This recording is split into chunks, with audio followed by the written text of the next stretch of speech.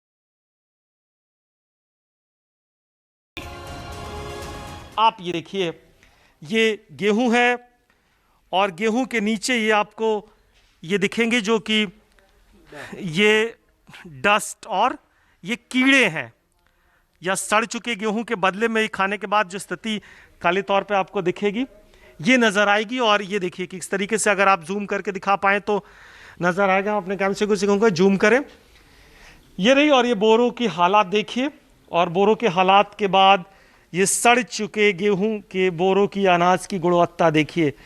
काश इस साल दूसरी बार महामारी हुई, दूसरी बार भी लॉकडाउन लगाया गया, दुकानें बाजार बंद कर दिए गए, मजदूर मजबूर होकर एक बार फिर अपने गांव, प्रवासी मजदूर अपने राज्यों को चले गए।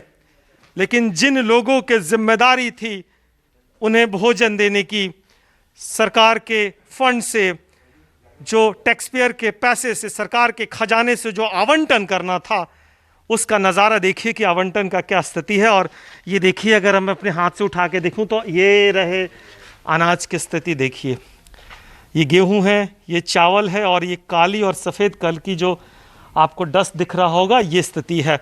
सो कुल मिलाकर देश में योजनाओं का क्या हकीकत है, सरकारें क्लेम कर लें, दिल्ली की मॉडल की चर्चा कर लें, देश दुनिया में ढिढोरा पीट दें या अखबारों में बड़े बड़े विज्ञापन दे दें, लेकिन सरकारी योजनाओं की क्या हकीकत है और टैक्स पेयर के पैसे और सरकारी खजाने का किस तरीके से लूट मची है या किस तरीके से दुरुपयोग है, ये देखिए। गोडाउन और ये सामान अपने आप में कहानी बयां कर रहे हैं।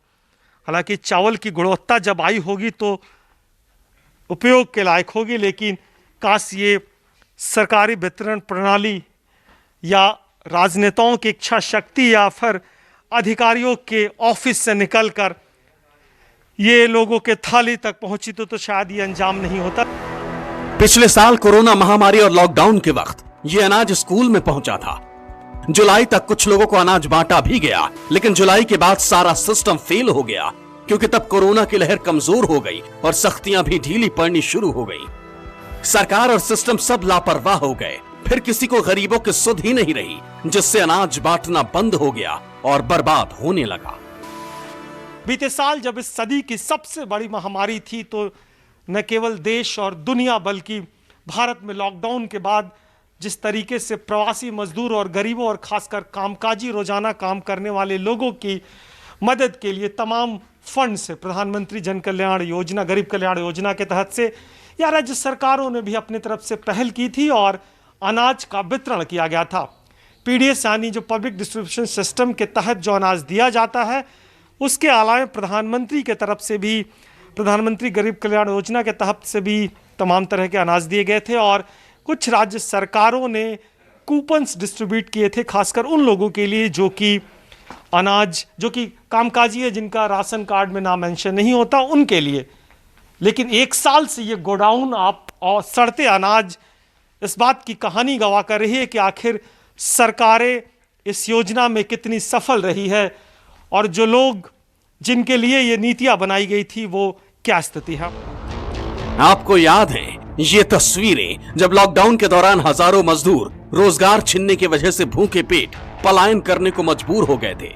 अगर उस वक्त उनको ये अनाज मिल गया होता तो शायद दुनिया को इन तस्वीरों को देखना नहीं पड़ता। खैर, उस वक्त गरीबों को तो अनाज मिला नहीं, लेकिन अब जब स्कूल के गोदाम में सड़ रहे अनाज की तस्वीरें सामने आई हैं, तो उस पर भी राजनीति शुरू हो गई है। वसंत कुंज से बीजेपी पार्षद मनोज महलावत फौरन स्कूल के गोदाम में पहुंच गए और दिल्ली सरकार पर सवाल उठाने लगे। आपके इलाके का स्कूल है और मैं देख रहा हूं कि ये स्कूल गोदाम बना पड़ा है और ये गोदाम नहीं, सड़े हुए अनाजों का एक तरह से भंडार है।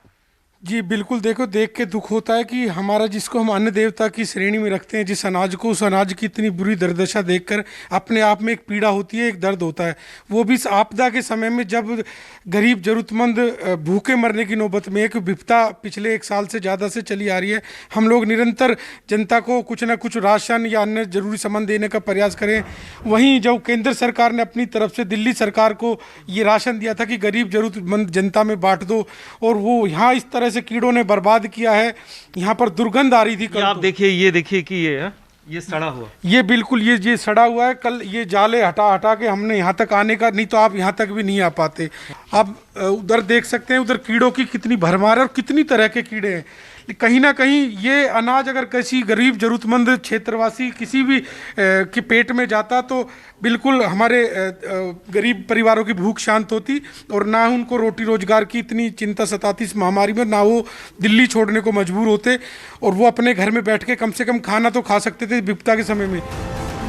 खुद पर आरोप लगे तो गरीबों के निवाले पर हो रही सियासत के अखाड़े में आम आदमी पार्टी भी कूद गई।